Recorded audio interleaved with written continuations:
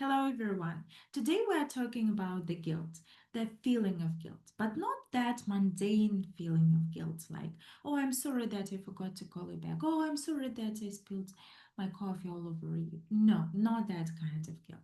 We're going to talk about subconscious guilt. It's that kind of guilt that most of the time your neocortex, your modern mind does not register, but you can recognize it by feeling sad, um, blue, or depressed, or low energy, or dissatisfied of yourself, not very confident, etc., etc. So basically, dysphoric. Dysphoric means an antonym to the opposite of euphoria. From this one, so you can recognize this subconscious guilt visually and audibly like this, and also you can find out that you have the pressure of subconscious guilt, analyzing the choices that you make in life, in business and in life, the way how you choose your partners. For instance, in business, if you choose the partner that will lead you to success or to failure, the partner that is going to steal money from you, or um, go your company bankrupt, something like this, or the way how you choose your life partners, the one who makes you discouraged or actually who supports you, etc., etc.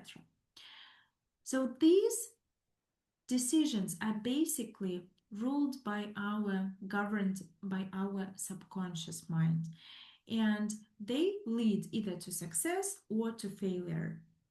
So today we are going to speak about this kind of guilt. It's called subconscious guilt. I'm going to um, it's going to be scientific lecture, but let me explain. It's going to be entertaining scientific lecture, because I'm going to use only scientific information. Basically, it's psychoanalytic information. First of all, Sigmund Freud, Dr. Salman Akhtar, Dr. Vamik Volkan. Mainly, my lecture is based on the book edited by Dr. Salman Akhtar, Guilt.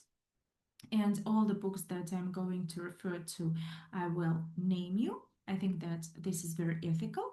And moreover, I will decorate this lecture with my personal examples and my clinical examples, examples from movies, literature, etc., etc., everything that I'm going um, um, to recall at this or that point of time. So let's getting started. And before that, I'm going to tell you that our lecture will consist of the next main key features. Let's put it like this. First of all, I'm going to explain you how this subconscious guilt is worked. I'm going to show you and explain the model of the psyche by Sigmund Freud. It's very helpful, useful, and even though it looks quite complicated, it's quite, I will explain it very easily. My clients compliment me that I try to explain psychoanalytic ideas in a very simple and practical way. So our lecture, the main idea of this lecture is not only to give you knowledge, but also to give you such a knowledge that you can use in your everyday life to make your life easier and maybe more stable. Then, after we talk about how the guilt is formed, what is it, the definition of guilt, the model of the psyche by Sigmund Freud, then we are going to talk about the difference between guilt, shame, regret, and remorse. It's very important um, because I'd like you to find out, to self-analyze yourself, sorry, self-analyze and find out what kind of subconscious guilt is um, is prevailing in your subconscious mind. Um, and in order to do this, you have to differentiate guilt from shame, regret, and remorse. After that, we are going to see 7 origins or 7 sources of guilt. And it's very interesting. 3 of these sources or types of guilt are ubiquitous.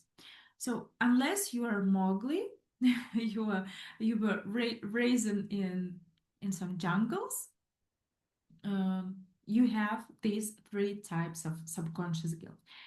Other 4, maybe yes, maybe not. We'll see. You will recognize it from my explanation. And after that, I will explain you 3 mechanisms how you can recognize subconscious mind in you, subconscious guilt in yourself and in people that surround you, if you want to find it out. And finally, I'll tell a few words of how we can process this psychic material, working on it without any psychotherapy. And I hope that you like this kind of work. So let's get started. There are 4. I think there are 4 main psychoanalytic um, dictionaries, or at least very widespread dictionaries that people are using. Um, and each of them gives different or a bit different, slightly different definition of guilt. I'd like to refer to Dr. Salman Akhtar's definition. I find it very practical and easy to understand. So I'm going to read it. It was published in his Comprehensive Dictionary of Psychoanalysis in 2009. So Dr. Salman Akhtar describes guilt as a dysphoric experience felt as breaking rules, familiar, religious, national, etc., or even at the thought of committing such a transgression. So basically, the guilt is not only about that you actually did, but also about your fantasy or intention or even wish, slight those slight wishes or desires that we want. Oh, I want you to disappear or something like this.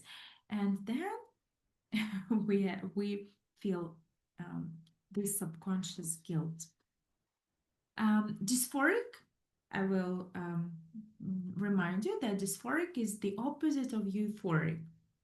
Low energy, depressive thoughts, suicidal thoughts, mm, mm, not very active, sad, gloomy, blue, this kind of stuff. So opposite of euphoric. This is dysphoric state. And we also question ourselves. We don't feel very well about ourselves. We lack confidence when we feel subconscious guilt, etc. So I think that you probably are familiar with this feeling. Now let's see how is it formed. So this is the model of psyche. We're not going to go into the details of it. I will just explain you the main ideas. So this is the id. This is the subconscious mind. Unconscious, basically what Sigmund Freud meant is something in between the ego, our conscious, and subconscious. We almost don't have any access to the id, but we do have access and we can process something from here. So something comes from out of here to here and we can process it here. Most of the content in the id is instinct to live, instinct to die, to kill, to love, to have sex, etc. It's about being animal. Ego is very is our conscious. How do I anticipate myself?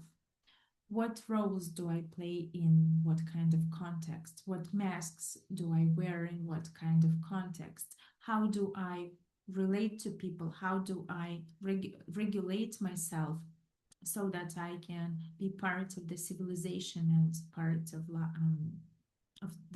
the neighborhood, society, etc., etc. Superego is the part of the psyche that is not only our conscious, our morality, um, it all the role of the superego is to control the id, the instincts from the id, so that we don't basically what there are, according to the psychoanalysts, there are two main features that differ us from animals: taboo to kill and taboo to have an incest. And superego is in charge of these two taboos, but also it is in charge of um, not breaking rules. Um, Again, not only those that come from the government, but also from our family, from our traditions, etc., etc.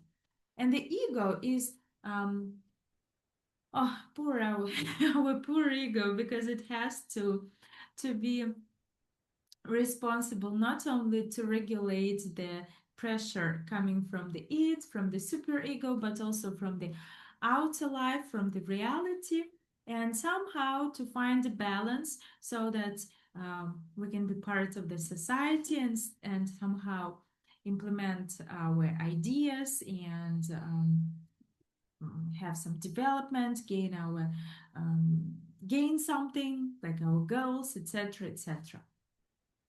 So this is about the model of the psyche by Sigmund Freud. This is his. This is the picture that I've just printed out from one of his books. It's the way how he presented it. So, what is interesting? What is interesting for us in the topic of the guilt is that this subconscious guilt is stored somewhere in here. So out of reach of our very conscious mind, our neocortex, our youngest part, layers of brain. And we feel it because we feel pressure from the superego. For instance, the inner critic, that you can feel like the inner speech, you are bad, you're not smart, you are blah blah blah blah blah blah blah blah. This can be a way how this subconscious guilt is being manifested in your mind. So I hope that this is more or less okay. And this part of the psyche is formed according to Sigmund Freud in the between 3 and 5 years old, and it is the Oedipal stage of psychosexual development of a child. But I want to warn you that there are a bit different ideas in this topic, because please don't think that it's only between 3 and 5. No, in this Oedipal stage, our superego are more or less shaped. So before that, we suppose that a child doesn't feel guilt. It's more about something else. But when the superego is shaped, which happens in this Oedipal stage, we actually start feeling real guilt. So 2 stages are done. We have talked about the definition of the guilt. Again, what is the definition of guilt according to Dr. Salman Akhtar? It is a dysphoric experience felt as breaking rules, familiar, religious, national, etc., or even at the thought of committing such a transgression.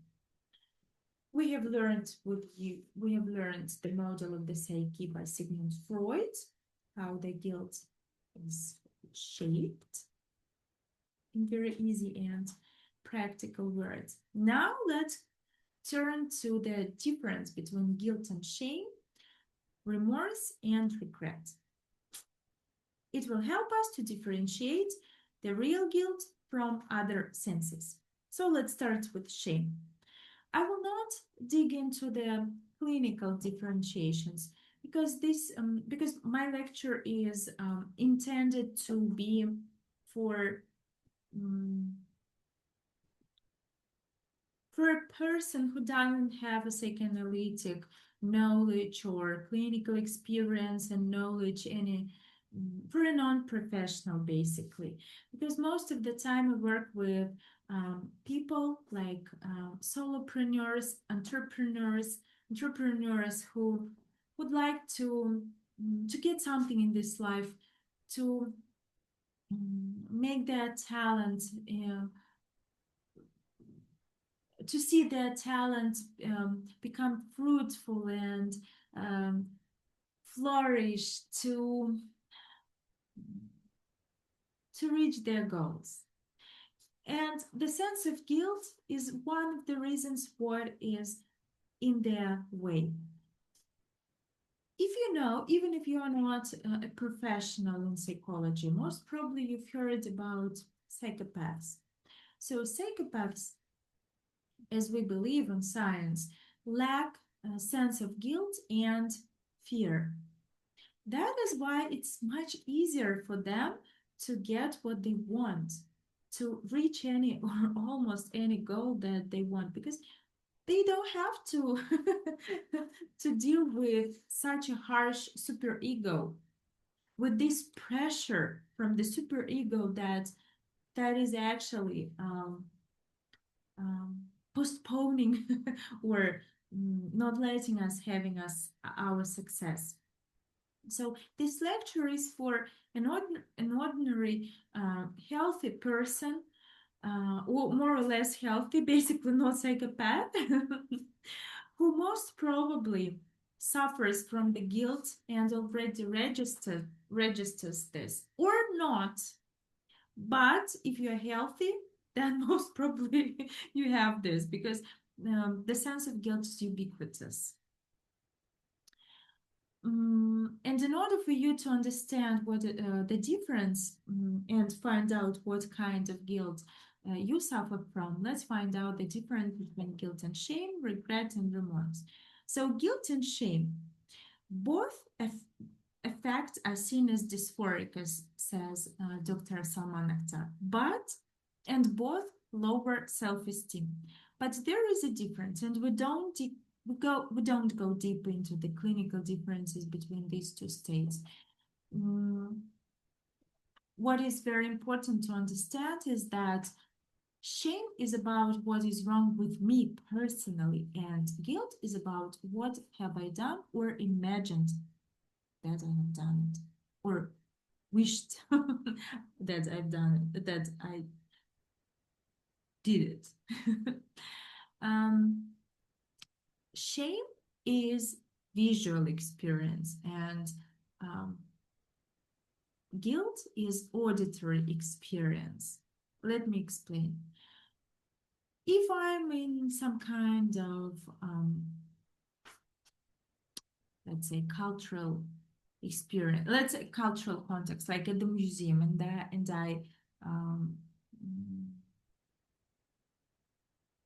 partied, sorry, in the public, then I will be ashamed.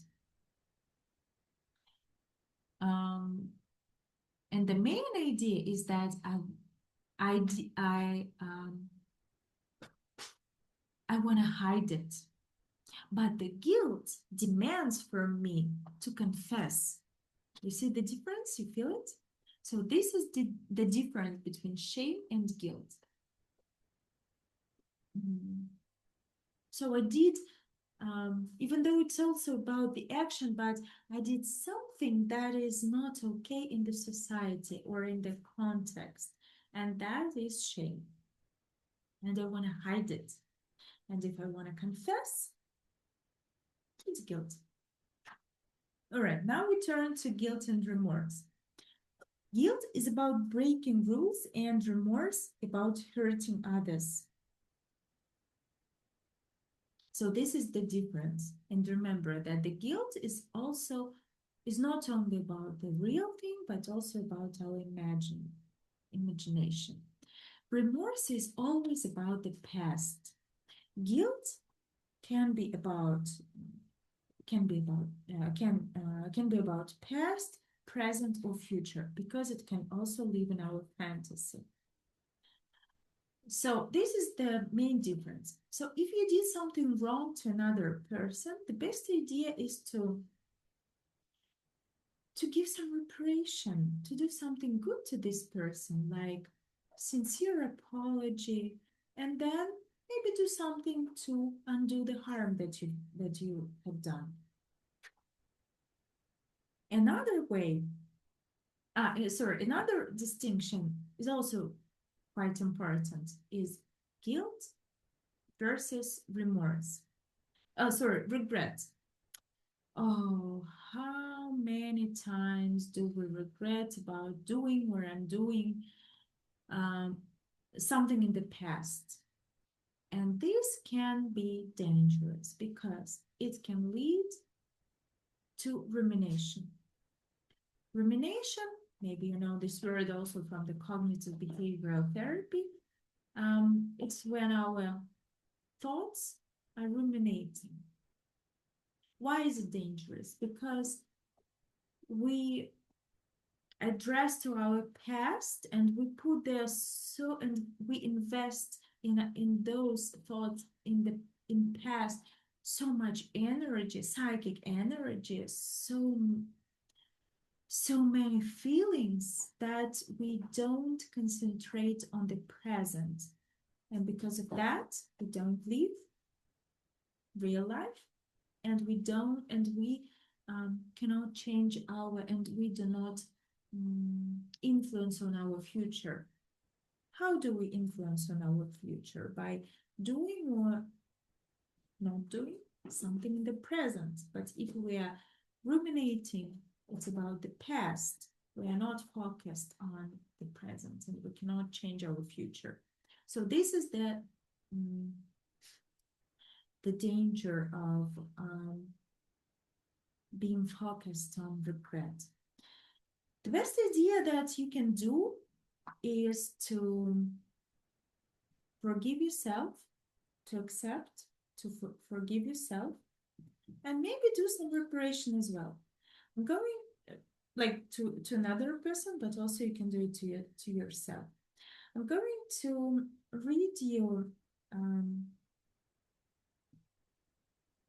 one phrase that I've written to my best friend when he was undergoing bad times in his life and he regretted a lot.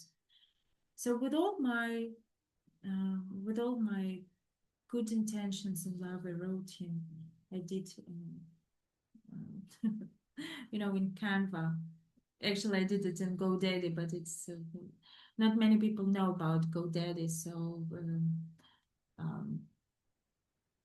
but everyone knows about Canva thing. So they like thing.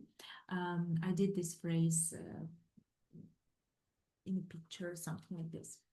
I um, I acknowledge my mistakes and I love myself, though not necessarily all my decisions or actions or choices can input your word. Though I make my behavior, actions, choices, decisions better, I feel better.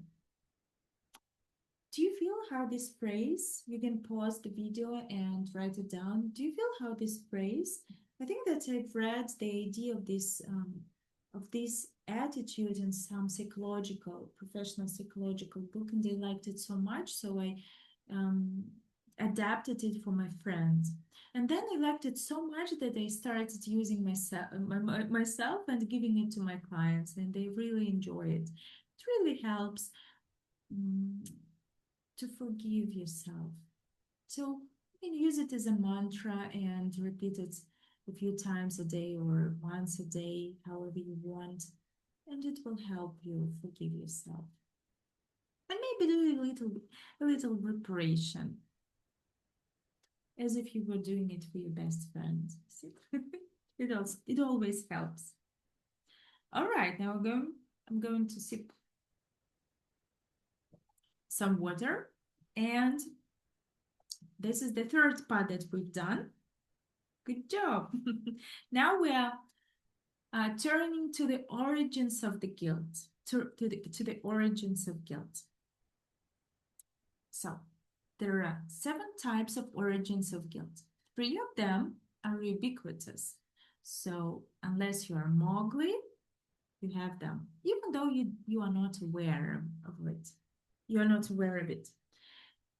All right. The first one is annihilation guilt. When we are a child, we are intolerant of delay in um, in the gratification of our desires. Our desires are very simple, but we cannot tolerate frustration. We want what we want now. We want to feel this gratification, this enjoyment now.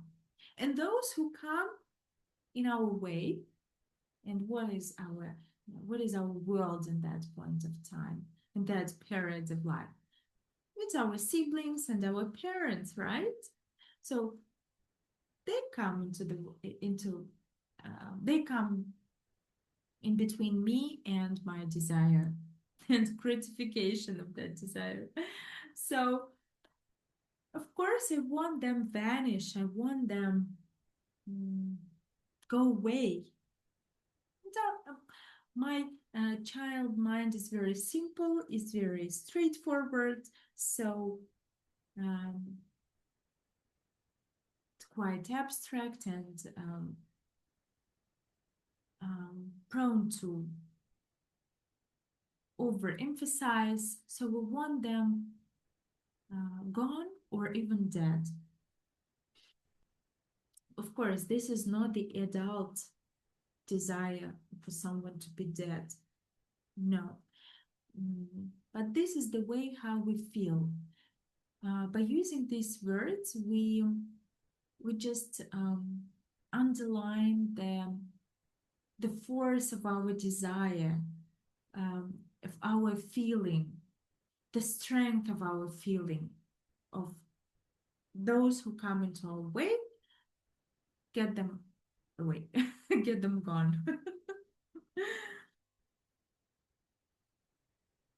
So,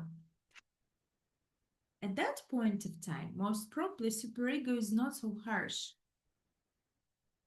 But when it is already formed, we still remember because this psychic material remains here and we remember it. And that's why we feel annihilation guilt. So this is the first type of guilt. Second type of guilt is very interesting, epistemic guilt. It's such an interesting source of guilt. Again, it's about our childhood. We're so curious of this world, how it is made of, how it works, why this works like that, why that works like this, etc., etc. Oh, it's so interesting. And we are very naive, we are very natural in our curiosity and our comments about how the world is made and works. But adults are not. And by the time they become adults, most of them forget about this natural curiosity. And their reaction makes us feel guilty. Let's see some examples. When I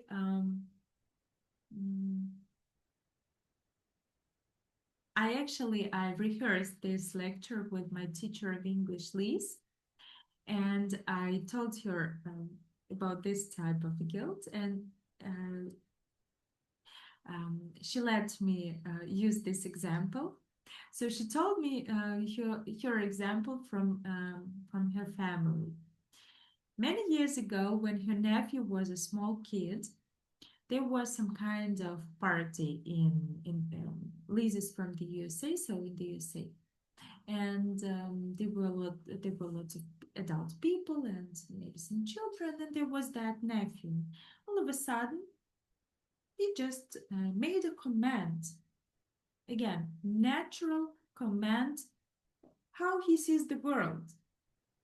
So he said out loud, "My dad's penis is big."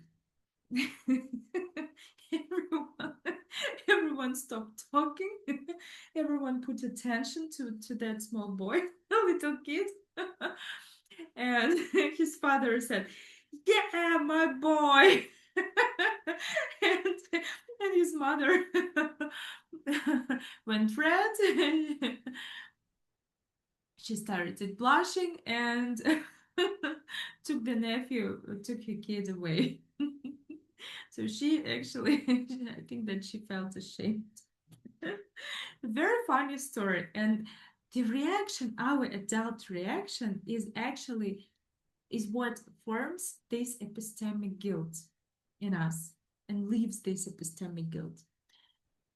Mm, Dr. Salman Akhtar gives this kind of examples like, um, why does grandpa smells of pee all the time? Wouldn't Aunt Jenny die if she smokes? Very natural because this kid was taught by his parents, don't smoke because you'll die. So when he sees his aunt Jenny, it's very natural for them to ask, wouldn't Aunt Jenny die if she smokes? But again, the adult reaction is quite different. There is another type, another layer of questions in this curiosity, in this epistemic guilt, which is about sexuality and um, all the toilet topics. What are parents doing behind that door? Mommy, how did they come to your tummy? All these kind of questions. Dr. Salman Akhtar, during one of his lectures, actually gave that example with his own daughter. When she was a small girl, she came to his papa, to her, sorry, to her papa and asked, "Daddy, I have a very, very important question for you. Are you ready?" "Okay, I'm ready." Um, do boys do number two also standing? So this question, as Dr. Salman Akhtar called it, is how did he call it? Not the main, but like fundamental. I don't remember the correct word, how he called it, but it's really fundamental because his reaction on this question is very fundamental because it um, influences on what kind of on if epistemic guilt is going to um, keep your mouth shut or leave her curious and interested in life. Because the influence that we have of this epistemic guilt is that um, when our curiosity is being shut down by parents, by adults, by their reactions, first of all, by their um, emotional reactions to our curiosities, to our questions and comments, we start feeling that something is wrong. We are doing something wrong. We start feeling guilt, keep our mouth shut, but the questions don't vanish. We still have them here. And it's such a pressure that we have these questions in our mind, in our psyche, but we are not able, because our mouth is shut, we are not able to ask them. For an entrepreneur, one of the main qualities that, according to business psychology, that he or she has to have is this kind of curiosity. Why is that like that? Let me do this in a different way. Why is this like this? This kind of stuff. If we are overwhelmed with epistemic guilt, we cannot be curious to life. We cannot explore life, explore ourselves, our partners in the way how we could do that without the pressure of epistemic guilt. We cannot become inventors because we cannot say out loud these commands and ask these questions anymore. So this is what this subconscious guilt is doing to us. The third one is the Oedipal guilt. Oh, they're very interesting. Again, these three types of guilt are ubiquitous. The concept of the Oedip is quite difficult, and Sigmund Freud described it in one way. Now we think about the Oedipal stage in a bit different way. So we're not going in such in such details. We're going to talk about only what has to do with the guilt. All right. So the Oedipal guilt refers to the age of forming of shaping the superego part. And this is about when a child wants to woo the parent of the opposite sex so much so that he or she has to get rid of the parent of same sex. And here we're already talking metaphorically, of course, about killing the parents of the same sex. So for boys, a boy wants to woo his mother and get rid of his father, kind of kill him again. This is not about the meaning of this word is not the doesn't have this connotation as we do in as adults. No, we use this word metaphorically to underline the intensity of feelings towards father. All right. So this is very important, and I hope that the YouTube doesn't ban me for using this word. All right. Maybe you've heard, maybe you remembered about yourself. Mommy, I wanna marry you I wanna marry you, Daddy. I wanna marry you. This kind of stuff. Um, this is the Oedipal stage of um, psychosexual development, and this is the fantasy that lives in a child's psyche. All right, so this is the main idea of the that is not questionable. Let's put it like this. Everyone still agrees on this. And now let's talk about the Oedipal guilt. So the Oedipal guilt is about feeling this guilt for wanting to metaphorically kill the parents of same sex. Let me take this note. Yeah. So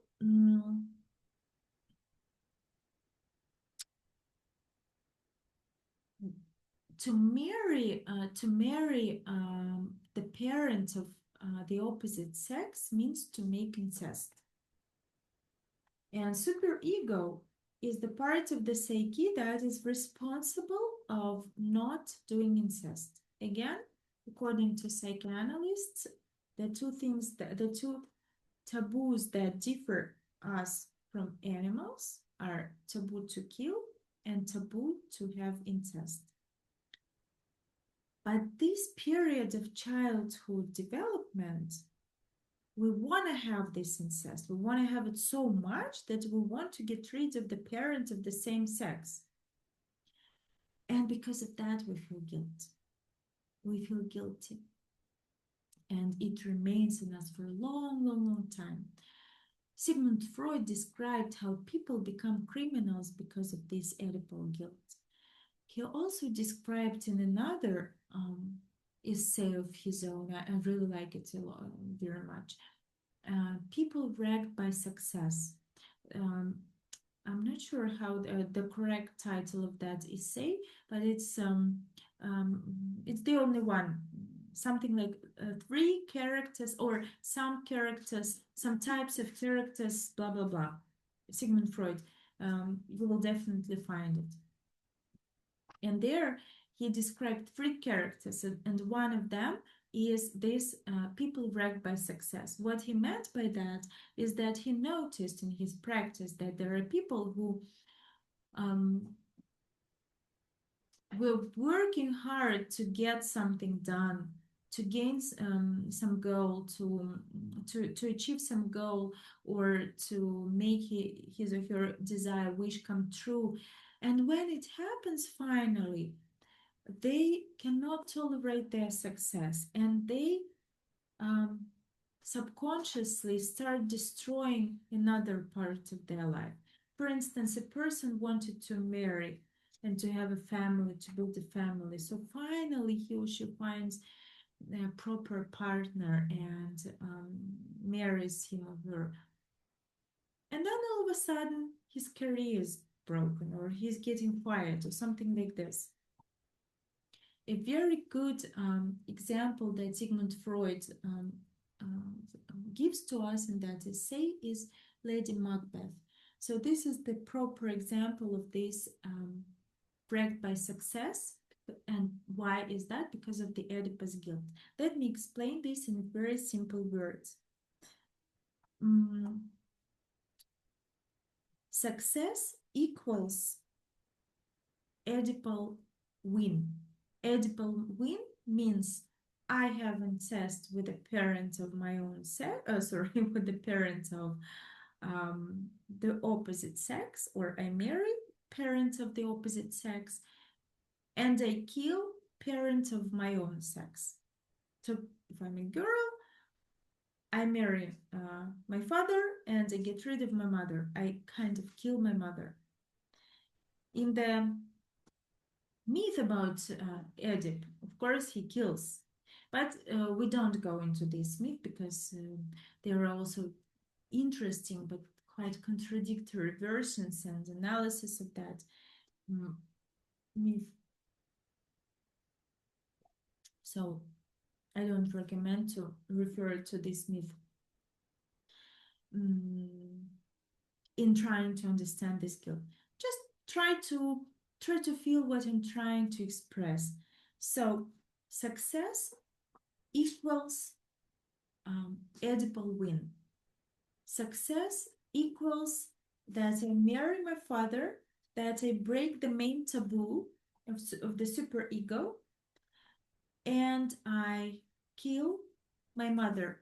I break the second main taboo of the superego. Basically, I'm not a person anymore. I'm not a civilized person anymore.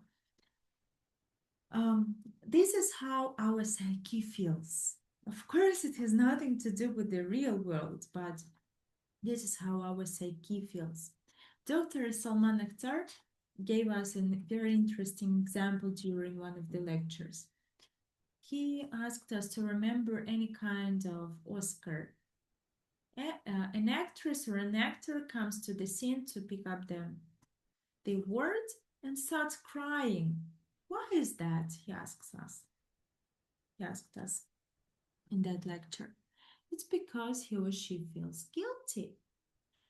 Moments ago, he wanted everyone be dead. Of course, again, just to underline the intensity of feelings. He wanted his success so much that he wanted everyone but vanish, get rid of them, kill them. And then he gets it. He wanted it so much, and he gets it. He receives the word, and he cries because he feels guilty. because of his wishes. Do you feel it? So this is one of the stuff that actually, this is one of the ideas that is one of the main, mm, let's say, boundary or block between you or a person, a typical healthy person, and or a typical neurotic person, and desire, any wish, or any goal, especially entrepreneurs. So this is very interesting. I hope that you also think so. If you have any question, please comment. I'll be very happy to reply to your comment. All right. So these are 3 ubiquitous types of origins of guilt. Now we are turning to the next 4. Um, the first 3, all of us have them, unless we're Mowgli. The next 4, no. Depends on your history.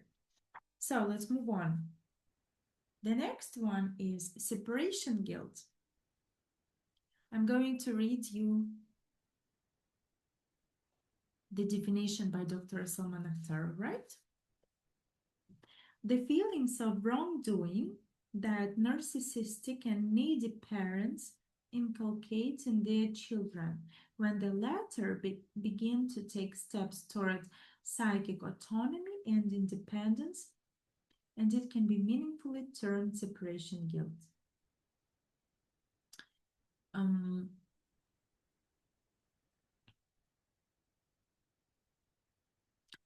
I want to give you an example from my private practice.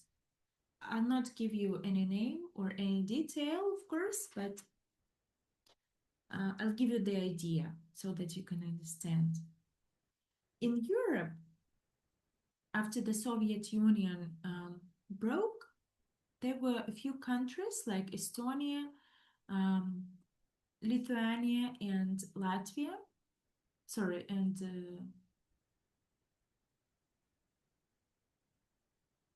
Estonia, Lithuania, and yeah, correct.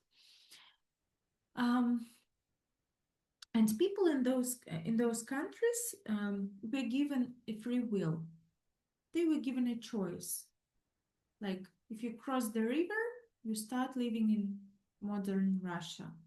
If you stay here, you start living in, let's say, Estonia. So people made their choice. Some of them crossed the river, some of them stayed. Those who stayed had to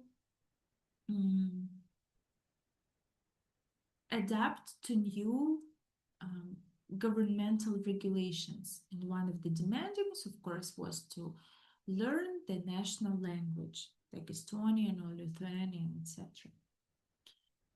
They were adults and maybe it was difficult for them or they had their own reasons, but not many of them did that. Instead of doing that, they sent their small children who had already learned the local language at the kindergarten, at school, to fix adult issues with tax authorities, with post office, with God knows what kind of administrative powers. So imagine a 7-year-old dealing with adult troubles or problems or issues or tasks. It's very difficult. This child starts feeling himself or herself like a parent to his or her parents. And because of that, it becomes very difficult for a person to develop his or her own identity and independent life. So I'm going to give you another quote by, it's from the book Akhtar and Choi, 2004. Children of immigrant parents often find themselves in the role of their parents, teachers, and therefore feel guilty in developing their own identities and independent lives. In the USA, my teacher of English, Liz, told me they like example as in Europe with Mexican people. She says that it's very widespread when Mexican parents send their young children who speak English um, to deal with their adult stuff. So these children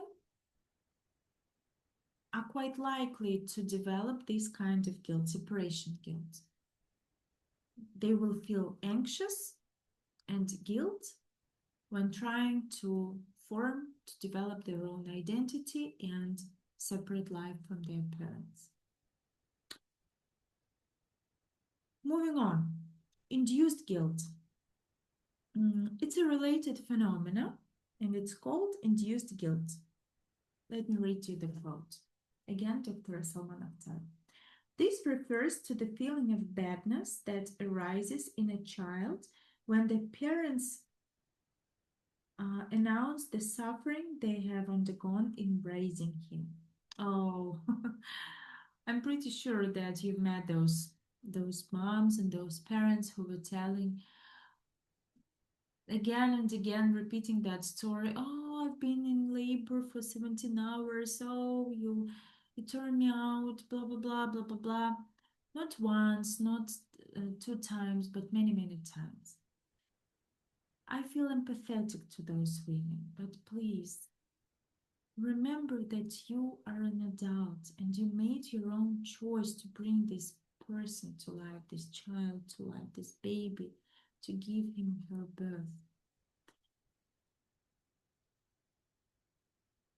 All those troubles and feelings that you felt, please be an adult and talk to a professional or to an adult friend, but please don't put this weight on a child, because what it does, it induces guilt in your child, and then a child feels mm, um, very profound guilt. um, it's like, here I have it here. um,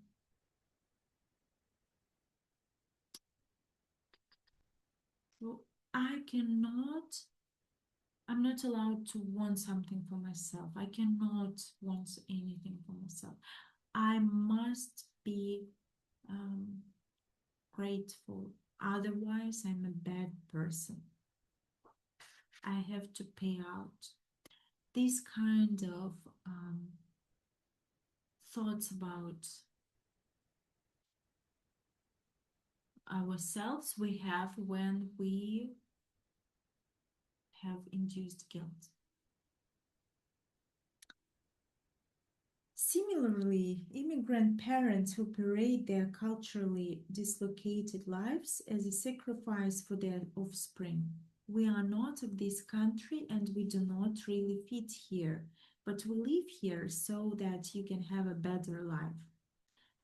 Can cause the latter to suffer enormous amounts of guilt. Moving on, deposited guilt. So this type of guilt happens to very empathetic children. When parents feel guilty about something in their lives and they cannot tolerate it and they cannot bear with it, through the mechanism of projective identification, which is the fundamental mechanism for empathy, they kind of put it inside their child. And from that moment, a child starts bearing a part of this guilt. Let's read how Dr. Vamik Volkan explains it, 1987. An illustration is formed by a father who feels guilty about being more affluent man than his own father. He can ward off the intrapsychic burden by constantly criticizing his son for every little transgression of family rules. Repeated over a long period of time, especially during the formative years of childhood, such deposing results in a son who is chronically guilt-ridden due to no fault of his own.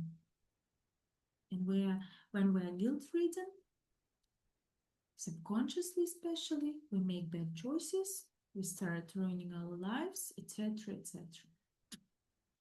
The final seventh type of guilt, origin of guilt, is survivor's guilt. So this type of guilt was originally described in the context of Holocaust survivors. Of course, they suffered a lot from the idea that actually they survived, what is fate, etc. But later on, our scientists found out that all of tragic events that happens to us leaves us, and if we survived, leaves leaves tragic events leave us with this survivor's guilt. Again, my teacher of English, Liz, made a comment about mass shootings in the USA. Those who survived most probably suffer from this survivor's guilt. What I have also noticed is that it can be not only after some terrorism act or some kind of mass shooting or really something mass and bad. It can also happen if, for instance, one child remained alive and another one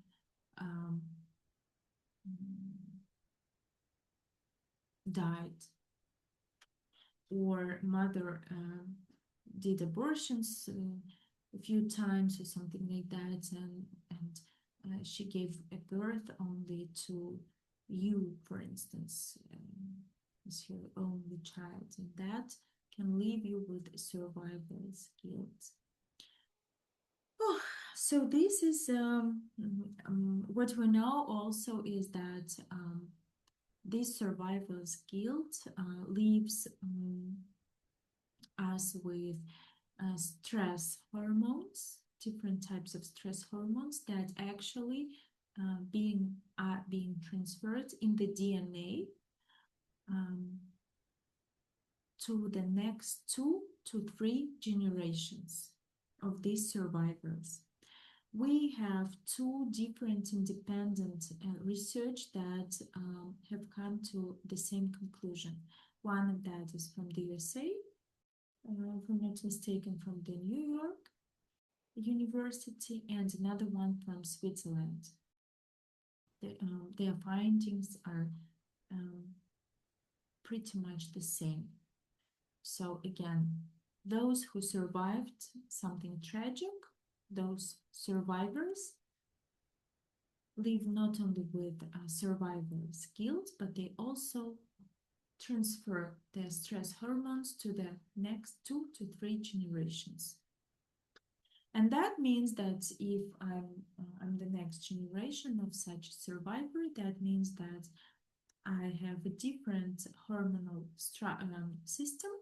That means that I have increased probability chances or prone to alcoholism, other substance abuses, suicidal risk, suicidal thoughts, depression, and I cannot even explain that. That can be explained with my past. All right, so great job. What we've learned is that, first of all, what is guilt? Secondly, we've learned the model of the psyche by Sigmund Freud. Next, differentiation between guilt, shame, regret, remorse. 7 origins of guilt. Now, let's move on to 3 mechanisms how you can find out that this person is under very much pressure from the superego, and that means some kind of guilt. So the first mechanism is called projection of blame. Most probably you're aware of this term. Projection is, it's the same, like projecting a movie. When I cannot tolerate my burden of guilt, especially subconscious guilt, I see it, I project it on others. So if you notice, or if you monitor for a few days as other people or yourself, what you talk, what they talk, most probably in their speech or in your speech, you will find out whom you blame for what. And that will give you a clue what kind of guilt you might suffer from. Another mechanism is externalization of the punishing agency. No, it's very, very important. So what we do, again, let's see the model. We externalize our harsh superego to some authoritative agency. Most likely, we give this attribute to those who have real power, like IRS or police or some other governmental institution that has some power. When we suffer from subconscious guilt a lot, our psyche organizes our decisions in such a way that finally it will lead to some punishment from those agencies, from one of those agencies. And we feel better, even though our life will be actually worse. So this is the externalization of the punishing agency. Sometimes I'm asked by my clients, how about God? I think that yes, in the meaning, if you anticipate the notion, the idea of God, doesn't matter religion, only in 2 meanings. Like it can punish you or it can give you a candy, like a good parent. If you anticipate the idea, the notion of God only like that, most probably it's only the externalization of the punishing agency. That means that your superego is quite harsh. You are under very, very high pressure from the subconscious guilt, and you attribute this quality to the God. The God is about our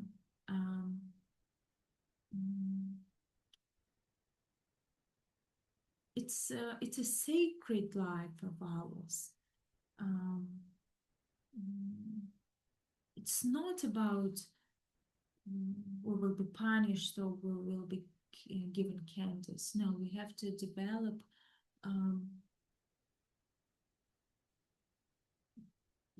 our relations with the outer powers deeper than that, than only good and bad, or punishing or candies.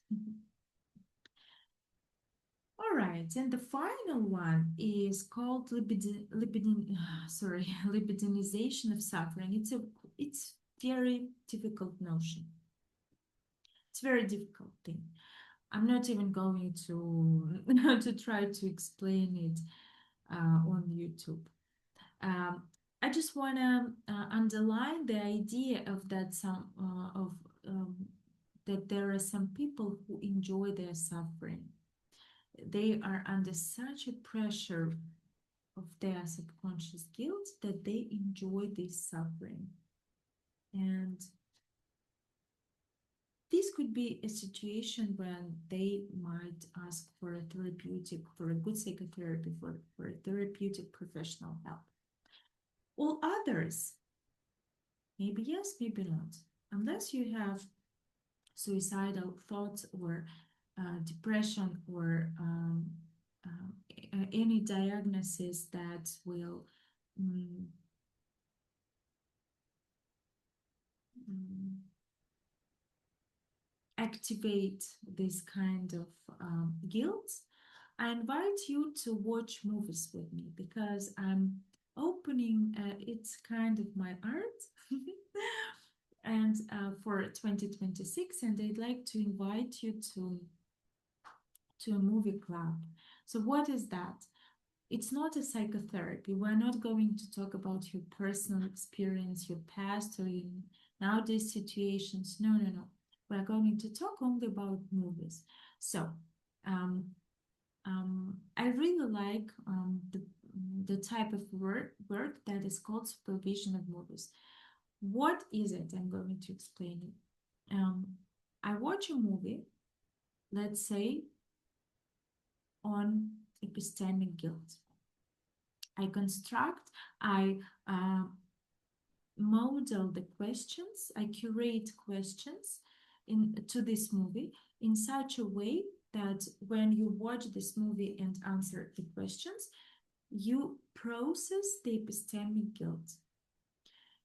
You join the emotional experience and undergo some kind of transformation that will help you to process some of the psychic material to be worked through without need of psychotherapy. I know that there are people who find a side effect of psychotherapy is undergoing bad emotions or bad experience again from their past. I understand them, I respect that. And this kind of work has also some therapeutic effect, but without any recollecting of your memories. It's kind of fun work, and I hope that you like this lecture. Thanks to Dr. Salman Akhtar, to Sigmund Freud, to Dr. Vanik Volkan. Thanks to your materials, to your thoughts, to your ideas that made this happen. Thanks to my teacher of English, Liz, who supports me and helps me sound more natural in English because English is my second language. And I hope that you comment with your feedback or your question. And I thank you very much for your interest and your investment in this material. This is not an easy lecture, I know. I tried to make it as easy as possible and entertaining. And I hope that if it was for you. But please let me know how it was for you in the reality. If you'd like to join the movie club, we're going to watch only one movie a month. So when we have a few people gathered together, I'm going to send you questions and you're going to watch the movie and answer the questions in your free time. And then we gather together on Zoom and discuss the movie and your answers. This will help us to gather the whole picture and make the therapeutic process possible. Again, this is not substitution of therapy. No. It's a fun work that will have some therapeutic effect.